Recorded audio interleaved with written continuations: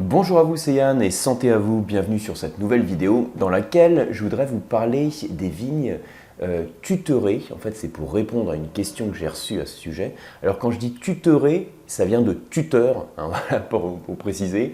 Vous savez qu'il y a certaines vignes qui vont être soutenues par des armatures, par des piquets, et il y en a d'autres qui vont être conduites de manière différente. Donc c'est le grand thème de la conduite de la vigne. En fonction du type de cépage, en fonction de la région, on va conduire la vigne de manière différente, soit au ras du sol, soit beaucoup plus en hauteur. Le but de cette vidéo, c'est pas de vous faire une revue des types de conduite de la vigne, même si c'est prévu dans une prochaine vidéo. Là, c'est juste pour me centrer sur cette question qui m'avait été posée, sur donc le fait qu'on va trouver dans certaines régions des piquets qui vont soutenir la vigne. J'en avais parlé d'ailleurs, pour vous donner l'exemple le plus parlant, sur une masterclass récente que j'avais consacrée au vignoble du Pilat, donc en particulier Côte-Rôtie. Je vais parler de Côte-Rôtie, Saint-Joseph, Condrieu. Et puis l'exemple type, c'est effectivement de citer sur le vignoble de Côte-Rôtie ces vignes qui peuvent être maintenues par des piquets, par des armatures. C'est quelque chose qui est assez caractéristique sur ces paysages viticoles. Ces piquets, c'est ce qu'on appelle les échalas, donc on appelle ça la conduite sur échalas. Et le but de cette petite vidéo, ça va être de vous présenter de manière simple le pourquoi de ces échalas qu'on peut trouver en Côte-Rôtie notamment. Et puis, comme on est entre dégustateurs, de s'interroger sur la conséquence possible que ça peut avoir sur le style de vin qui est produit. Donc voilà, ça veut dire, on se demande, est-ce que le fait d'avoir une vigne qui est soutenue par un tuteur, est-ce que ça peut influencer le style du vin produit? Voilà. Alors pour répondre à ça, je vais vous répondre tout de suite, déjà pour vous dire que ça peut effectivement influencer. De là à dire, on va reconnaître à l'aveugle un vin sans échalas ou avec échalas, on va pas s'enflammer quand même, ça sera un petit peu casse-gueule. Mais c'est vrai que ce sont des choses qui vont influencer le style de vin. Et on va voir pourquoi dans cette vidéo. Alors, première chose déjà pour resituer le contexte, Côte-Rôtie, j'en ai déjà parlé à d'autres occasions, donc sur la masterclass mais également sur cette chaîne. Juste pour vous présenter le paysage, on est sur un vignoble qui est hyper pentu, avec des coteaux de malades. Quand je dis hyper pentu, ça peut être des inclinaisons de 45 degrés, 50 jusqu'à 60 degrés, donc vous imaginez la pente qu'il y a. Ça veut dire que pour travailler la vigne, c'est compliqué. Ça veut dire qu'on va créer aussi des petites plateformes, des terrasses, ce qu'on appelle les vignes en terrasse. On va également avoir ces petits murs de pierre sèche typiques qu'on appelle les chais, qu'on va voir sur ces coteaux. Voilà, c'est pour le présenter en 5 secondes. Et il se trouve donc que le cépage clé que l'on a sur Côte-Rôtie, c'est la Syrah, même si on a le droit, dans l'encépagement, jusqu'à 20% de vionnier. J'en ai parlé à d'autres occasions également sur cette chaîne, donc je ne vais pas revenir là-dessus. Je vais surtout me centrer sur les vignes sur échalas. Et il faut savoir en fait que le fait de conduire ces vignes sur échalas, ça va avoir des conséquences sur les 3 facteurs qui influencent le climat d'un vignoble. Le climat à l'échelle micro, pas à l'échelle macro, mais à l'échelle d'une parcelle ou d'un vignoble. Les 3 facteurs sur lesquels on va jouer, ça va être l'ensoleillement, la chaleur et l'eau, la présence d'eau. À chaque fois qu'en fait on parle du climat d'un vignoble, il y a toujours des facteurs environnementaux, que ce soit le relief, que ce soit un lac, la présence de la mer, il y a toujours des facteurs environnementaux qui vont influencer le climat du vignoble. Et les 3 pôles sur lesquels on influence le climat du vignoble, c'est la chaleur, l'ensoleillement et l'eau. Comment le fait de conduire des vignes sur échalas, ça peut avoir une conséquence sur ces 3 choses? Alors c'est ce qu'on va voir tout de suite. Alors je vous ai fait un schéma tout simple, tout bête, où je vous ai mis ici sans échalas ou avec échalas.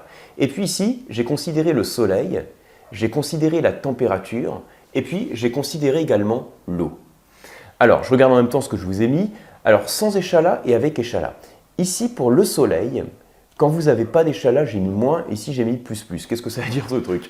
Alors ce qu'il faut bien comprendre, c'est quand vous avez une vigne qui est maintenue en hauteur par un système d'armature, par des piquets, des échalas. En Côte-Rôtie, on peut avoir un piquet ou même pour renforcer encore 2 piquets sur lesquels on va accrocher la vigne.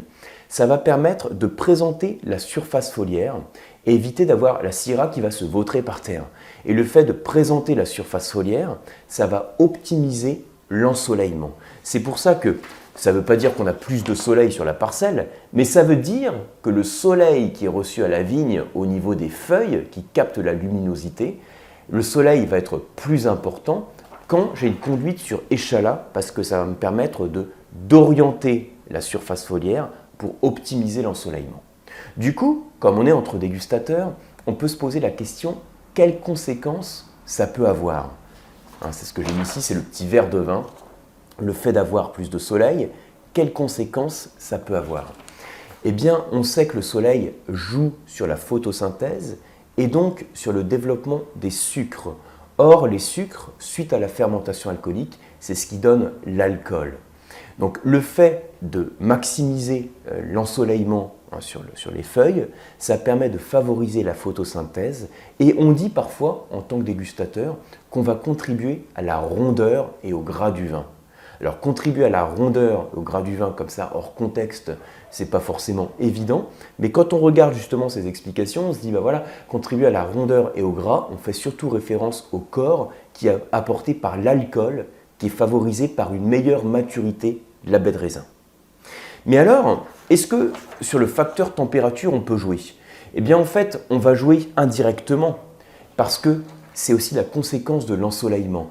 On sait qu'il y a une corrélation qui est faite entre la luminosité et la chaleur. Ce n'est pas une corrélation systématique, mais on va dire la plupart du temps, pour faire simple, plus il y a du soleil, hein, plus il fait beau et plus il fait chaud. Du coup, on a un peu cette corrélation aussi qu'on peut avoir. Donc ça veut dire qu'on va maximiser la chaleur qui est reçue aussi par les feuilles et par les baies de raisin à partir du moment où on va conduire la vigne en hauteur par un système d'échalas. Si on maximise la température, qu'est-ce qui va se passer? On va aussi permettre la maturité et en général, ça permet d'avoir des niveaux d'acidité qui sont un petit peu moins vifs, moins nerveux. Alors attention, hein, là on parle de côte-rôtie, donc on est sur le vignoble le plus septentrional pour la Syrah, il y a un climat qui est continental. Si on était sur un vignoble méditerranéen, au contraire, le défi, ça serait de préserver au maximum cette acidité. Là, on est sur un vignoble qui reste septentrional pour faire de belles Syrahs. Et donc, le fait d'avoir de bonnes expositions et de permettre au soleil de chauffer aussi la baie de raisin, c'est un point positif qui va contribuer au corps et à la maturité de la baie. Et puis ensuite, la partie eau, en quoi elle est liée? Bien, je dirais surtout que le fait d'étaler la vigne, en quelque sorte, ça permet au vent de circuler plus facilement. C'est très intuitif et c'est plein de bon sens. Et ça permet aussi d'éliminer les foyers d'humidité et donc les éventuels risques de maladies qui sont liés à la pourriture, à les maladies cryptogamiques. Vous savez, je dis souvent que le vent, en fait, sur les facteurs environnementaux, il a un double rôle. Il joue un rôle de régulateur et un rôle de protecteur. Régulateur et protecteur. Quand je dis régulateur, c'est régulateur thermique. Si vous avez un vent froid ou un vent chaud, il va jouer d'une manière ou d'une autre sur la maturité de la baie. Vent chaud, il accentue la maturité. Vent froid, il la ralentit et il préserve la fraîcheur. Et puis l'effet protecteur, c'est le fait d'avoir un vent sec qui va dissiper les foyers d'humidité et éviter les maladies cryptogamiques. Donc voilà pour ce petit éclairage rapide sur le fait d'avoir des vignes sur tuteur, des vignes tuteurées. C'est ce concept de conduite sur échalas qu'on a en particulier sur les vignobles de côte-rôtie. Donc ce que vous devez retenir, c'est qu'on a effectivement différentes conduites sur les cépages en fonction de la région viticole. Là, j'ai surtout parlé de la conduite sur échalas. Le but de cette conduite, ça va être de favoriser les maturités de la baie de raisin. Donc à la fois, on parle d'ensoleillement, on parle de température, on parle aussi de favoriser le passage du vent pour éviter les foyers d'humidité. C'est donc une très bonne chose, même si ça implique beaucoup de travail pour le vigneron.